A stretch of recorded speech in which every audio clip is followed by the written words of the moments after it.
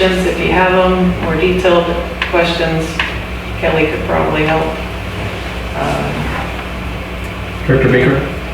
Yeah, looking at, back up to page 129. So, did I get that right?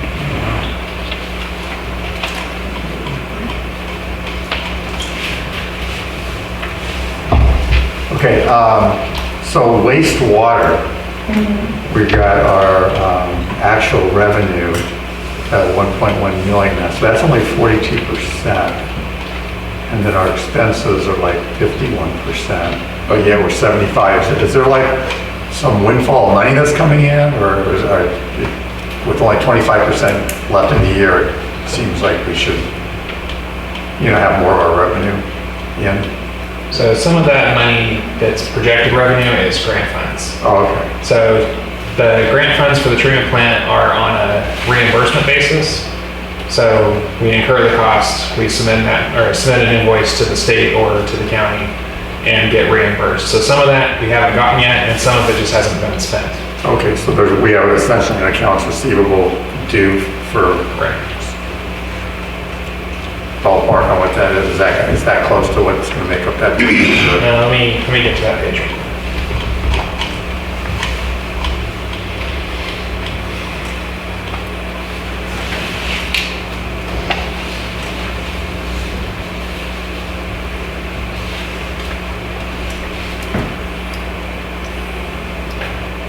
Yeah, that should be pretty close to that.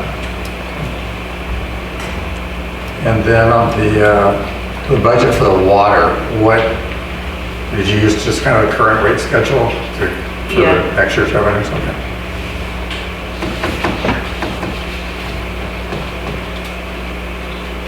That's all. No question. This one for me. I did have something I want to go over real quick regarding this budget. First off, Ms. Heido, thank you so very much for your work on this budget. Honestly, I feel old because I don't think anyone else or many other people have seen the budgets that used to be created by this district, circa 2013, 2014. There was no performance metrics. There was no project allocations. There was no transparency. This is the most transparent budget this district has ever created. The questions that have been asked over the years, you've addressed them, you put them available for people to see. No matter what anyone says, this is leaps and bounds over anything that's ever been done in the history of this district, and I thank you for your hard work on it. And I know I've asked you repeatedly on moving towards GFOA standards and transparency. I don't know where we are in terms of actually meeting that full certification. I don't think you can speak to that, but I definitely appreciate your work on that. Thank you. Paul? Yeah, I got one question on that temporary housing.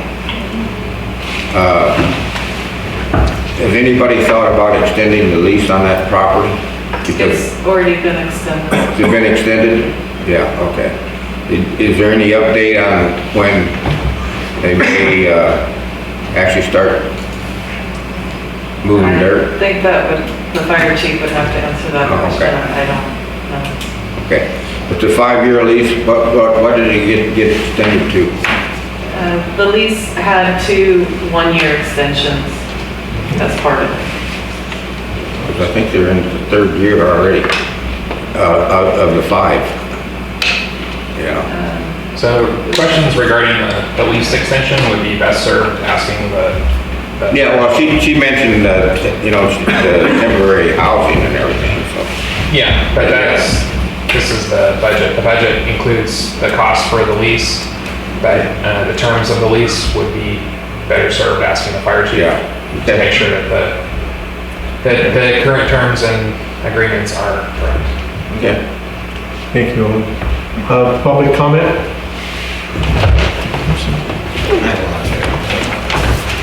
Yes, thank you. Gregory Hall, Ford. The paper I gave earlier to the general manager was a public request. If you look, I can't remember if it's page 140 or page 141, it tells and it gives the fiscal years. I don't know if it starts off at 18, 19 or if it starts off at 19, 20, 2021, and so on and so forth. And the information, some of the information that I requested in this public request is all there, but it isn't as detailed as my past request back in 2019 when I received from 116 to 419 the amount of money that your ratepayers paid in the Steinbeck lawsuit. At that time, it was at $840,000 that I have right here. And from what I see on that page in your documents, it's about another $150,000. And so I know there was never a 218 vote to approve raising those fees so that you could pay for a lawsuit that you lost every part of.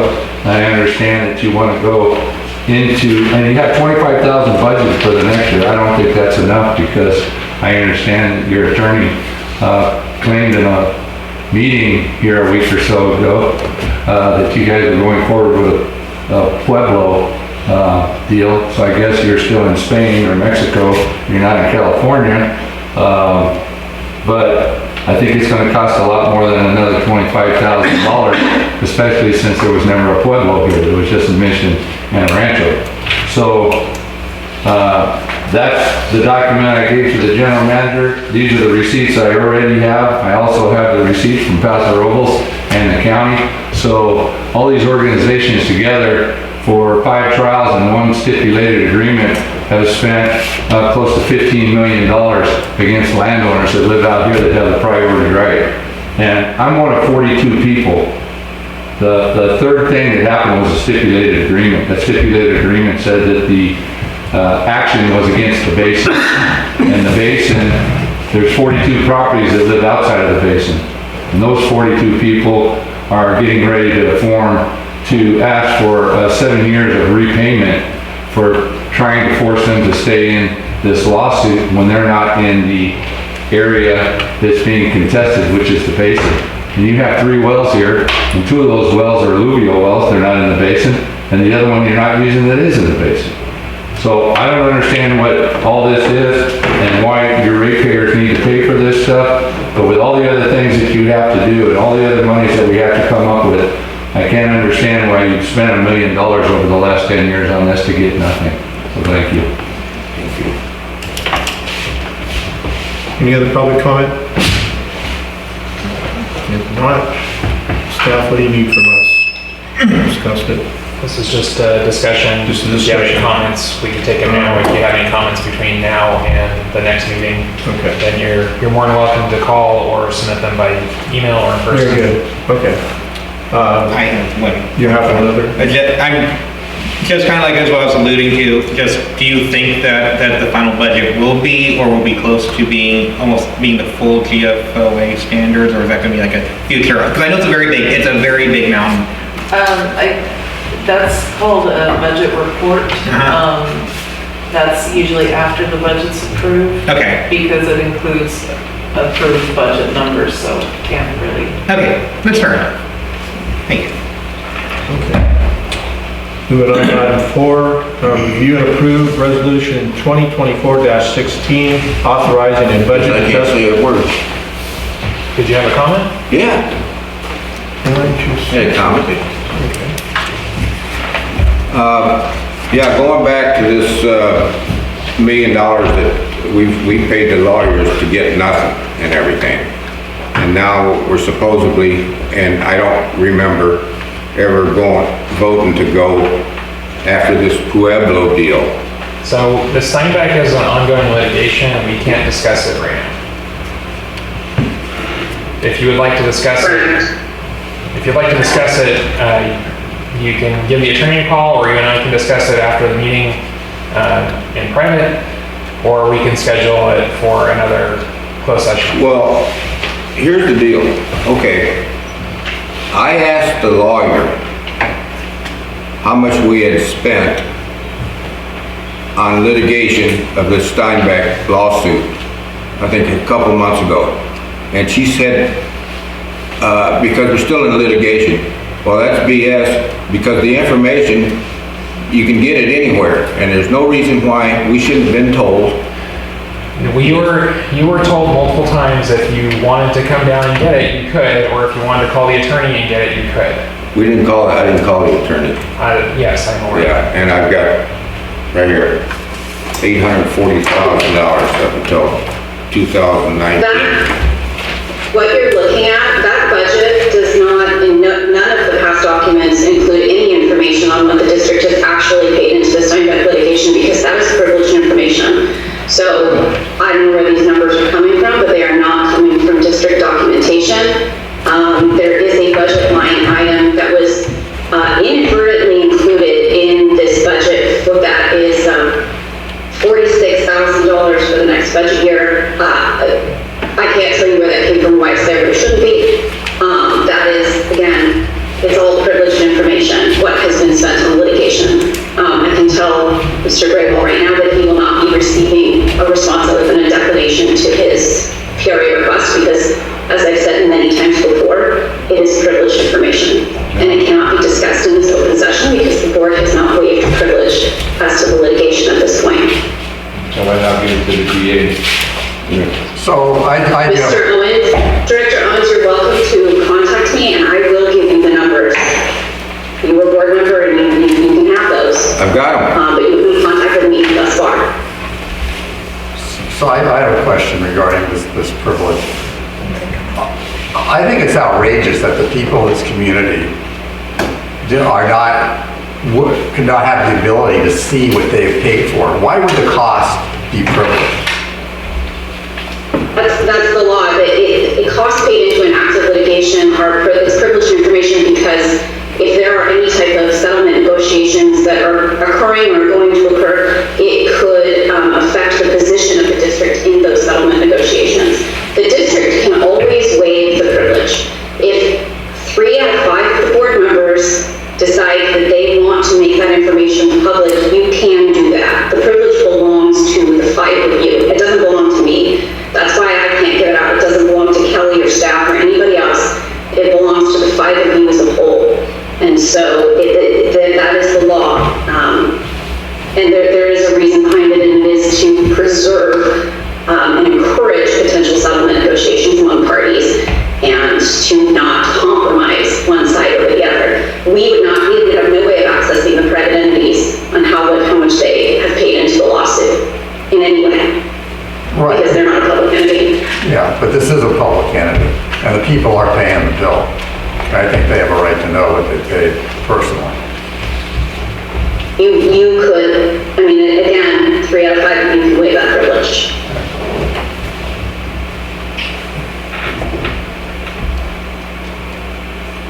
Any other board comment? None that I know of. No.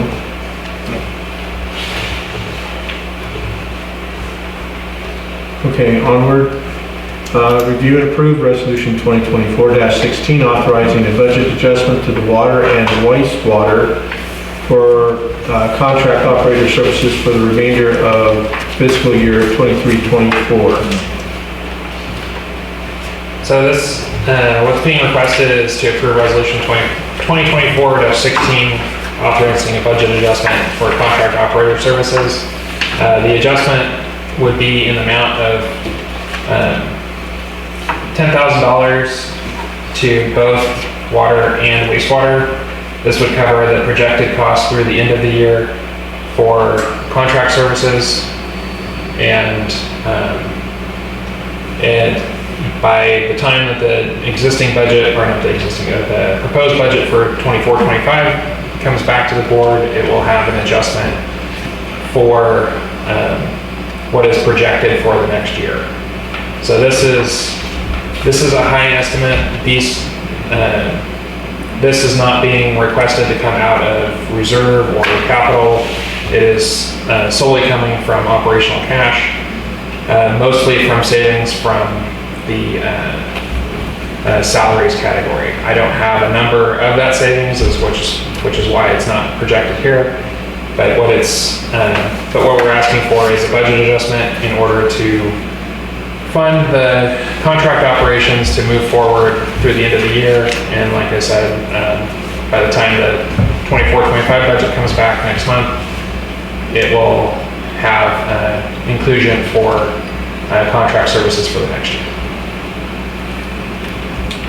or discussion, Owen? Anthony? Not at this moment. Okay. I make a motion that we adopt resolution. Oh, You got a public public comment? comment, sorry about that. Aaron, you want to make a public comment? You know. Okay, I want to say something before I Sorry. go ahead. Yeah, what would you close with? No, that's all right, go ahead, go ahead. So, this is, let's see, this is, I want to turn the right one here. This is the contract operator position, correct? Thank you. I had to put the wrong page over here. My issue is, and we already discussed it earlier, it's just the fact that, they were having to spend the money for contracting services. I really didn't want to bring it up earlier because I felt that I should be discussing it more under the actual agenda item. But just the fact, we have to figure out long-term if we're going to agree to our district either being contract-based or a training grounds for people to move on. Or if we're going to, like as you mentioned earlier, provide fringe benefits that are pre-tax based. I understand also, and I don't know if they're true or not, but there were other comments that may have, or may not have been made about our district. Is that, I don't know, I'm not going to delve into that stuff. But I want to make sure our staff is being supported and that, it's been hard for you to find people to work at this district.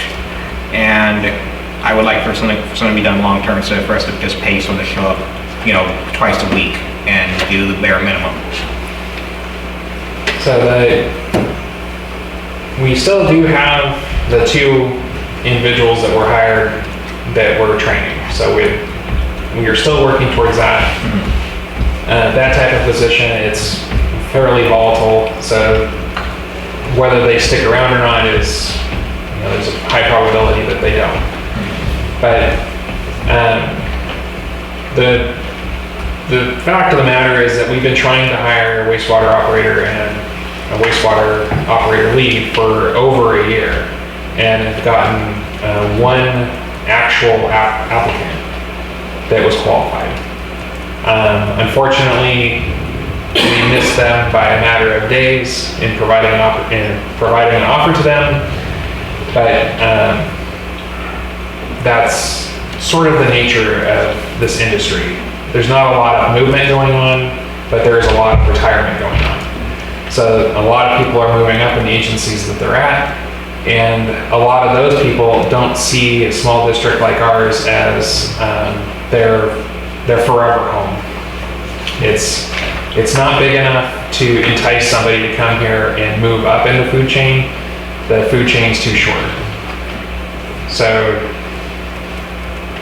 you get a lot of operators that go to bigger cities, go to bigger departments, just to have that upward mobility. This will be a good experiment, let's call it, to see whether or not we continue to pursue having full-time staff, or pursue some sort of a hybrid scenario, or pursue just fully contracting operations. Please keep in mind that nothing is going to be ignored for lack of staff. There's plenty of staff to do things. I am still still an operator, still licensed to operate everything that we operate here. And I think that goes to the comment that was made earlier, is I still do a lot of operating. Even when we had 2 other operators, I still did a lot of the work related to that. The fact is, though, that I can't do everything, and I can do some things every day. I can go do readings every day, I can go check things every day, but honestly, I just don't have time to put entire days into replacing services or replacing, monitoring or analyzing systems. It's, some days I'd much rather be doing that than doing these things, but it's just a matter of time management. It's not practical for me to do everything. We are still saving quite a bit of money by having me here to do things on the off days when an operator isn't coming up here. But reality-wise, we need to have somebody that's a licensed operator to fill in the gaps and to pick up the slack where I can't, in order to make sure that everything is operating in a manner that is what this community should expect. Thank you. Yep, thank you. I've got, this goes back, Kelly, I don't understand. Seems like we have a constant problem with our employees, I mean, it goes back to several other things,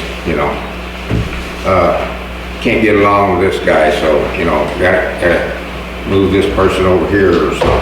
Now, I've had a lot of people work for me in my lifetime, and a lot of it has to do with keeping good health. If you get good health, I mean, sure, money's important, but you need to let them understand that they're pretty important, and so on. And then I remember going back to the lawyers again. What was it, a couple years ago?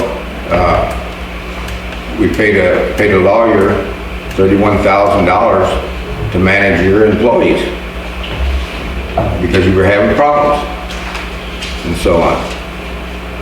And so anyway, I just, you can't say it's the employee's fault. Whoever's managing the employees might have a little bit to do with what's going on here. That's all I gotta say. This is not, I don't think I ever said that it was the employee's fault. But every employee is entitled to work where they feel that they're the happiest. Right. I think that all of our employees here have good days and bad days, just like everybody. Just like all of you, I'm sure, in your working careers have had days where you're happy and you're not. But it's still up to people to want to be there. Right. In the particular case of the employees that just left, they left for better opportunities that they cannot receive here. Right. Not that they had a problem with me, my managing style, or the fellow employees. It was that they left for other reasons. That doesn't really have much to do with what we're asking for right now, other than it created a vacancy, which is necessitating this. Okay. Okay. Yeah. All right. I make a motion. Second. I'm sorry, did we have public comment? Yes, we did. Sorry, I missed That was a long time ago. So we have a motion by Director Smiley, a second by Director Collins. I have a motion on the floor by Director Smiley for Resolution 2024-16, authorizing a budget adjustment to the water and wastewater contract operator services for the remainder of fiscal year 2023, sent by Director Calvin. Director Gregory? Yes. Director Baker? Yes. Director Calvin? Yes. Director Davis? Yes. President Smiley? Yes. Passes 5-0, none. Okay, moving on to number 5. Review and approve resolution 2024-17, authorizing the general manager to negotiate and enter into an agreement, number 1, with Water Systems Consulting, WSC, for the Machado WWTF number 1 project. So the request is to approve resolution 2024-17, authorizing the general manager to negotiate and enter into amendment number 1 with WSC for additional work under an existing contract for the NOI, the notice of intent. The additional project amount is $20,078. What this amount covers is the groundwater monitoring work plan, which is required under our new permit resulting from the notice of intent to enroll in the new permit. This is something that will ultimately roll into the long-term permit for the wastewater treatment plant. And what it is the analysis and siting for new groundwater monitoring wells for compliance with wastewater treatment from the wastewater treatment plant. We currently have 2 wells that are located on the northeast corner and the southwest corner. We don't have the documentation on why they were there, but nonetheless they're there. The new treatment process, because we would be adding additional percolation ponds in the future, requires us to relocate the existing groundwater wells to a location that would allow suitable filtration through the ground from the percolation ponds to those wells to determine compliance. So this work plan again is required under the NOI by the state in order to fully comply with the wastewater permit for the new wastewater treatment plant that we're currently working on. There is some savings from the original contract that will go into this. So the actual additional expense is $18,373 in addition to the current expense. But what is being requested is $20,078 as a contingency. Any board comment? Director Baker? Not right now. Is this something that you were not foreseeing? Is this something that just came up? So it's something that was brought up as part of the notice of intent to enroll in the new permit and was made a condition after the permit was issued. Oh, I see. So we're kind of in a gray area, let's say, because we have our existing treatment plant for which they've imposed this new permit, but we're also working on improving our treatment plant, which would have the same type of permit, but with slightly different requirements. So this groundwater monitoring work plan would sort of fill the gap between the two, so we wouldn't have to create a new one when we're operating the new treatment plant. But it was made part of the condition of the new permit. Okay, thank you. Director Calvins? Director Beers? Yeah, did I understand you right? There is a well on the treatment plant site, right? There's 2 monitoring wells on the treatment plant site. Okay, right, okay. Because I found those, and I knew they were there, and then I asked you about them, and you said you don't use them anymore. I think in the discussion I had with you, there was some implication that they were water wells. But they're solely groundwater monitoring wells, so we only take samples from them. We don't actually pump anything from them.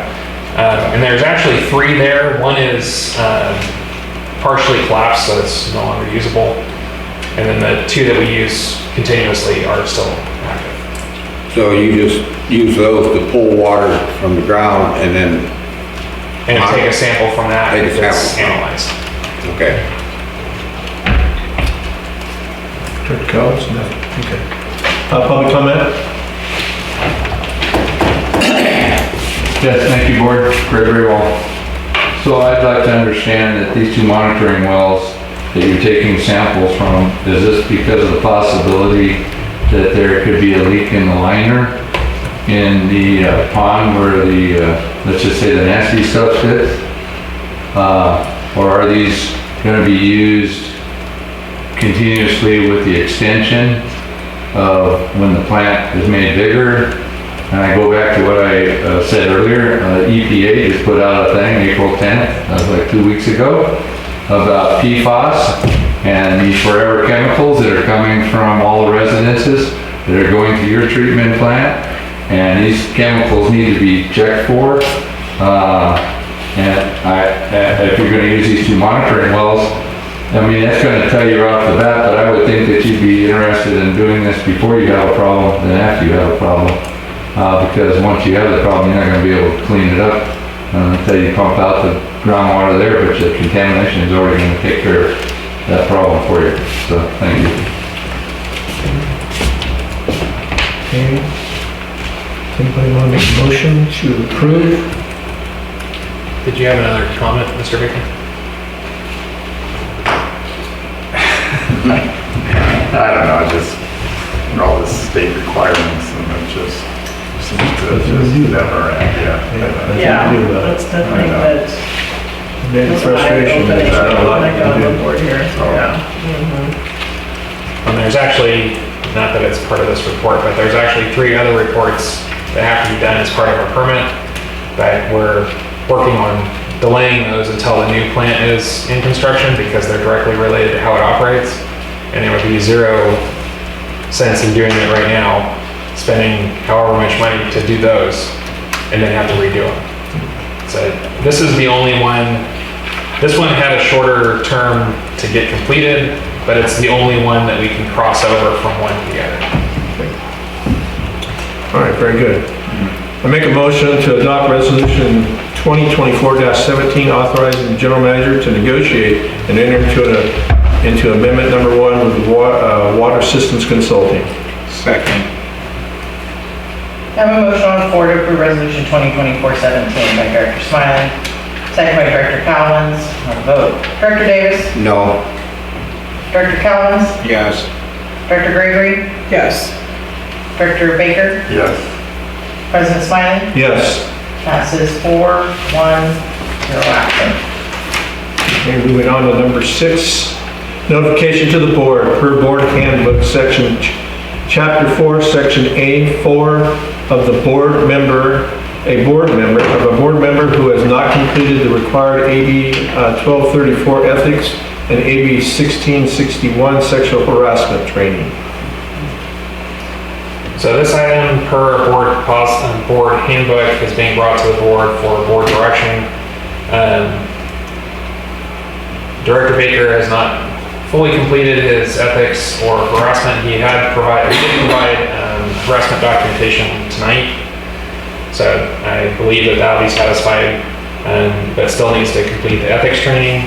Per our board handbook, it should be completed within 60 days of assuming the seat. And then every 2 years thereafter. State law is 2 years, or 12 months, 12 months, and then 2 years thereafter. So at this point, we're just needing direction on whether we want to withhold compensation per the board handbook, or take any other action, or take no action. I would just ask Director Baker, I'm sure he'll do what he needs to do to complete it on time. Yeah, it's already not the hour. Okay, I don't think we need to take his $100 away. No. Although I do find it kind of ironic that I'm going to take an ethics class from the state of California. Yeah, you're, I agree. all right. So I just need public comment. Public comment? None.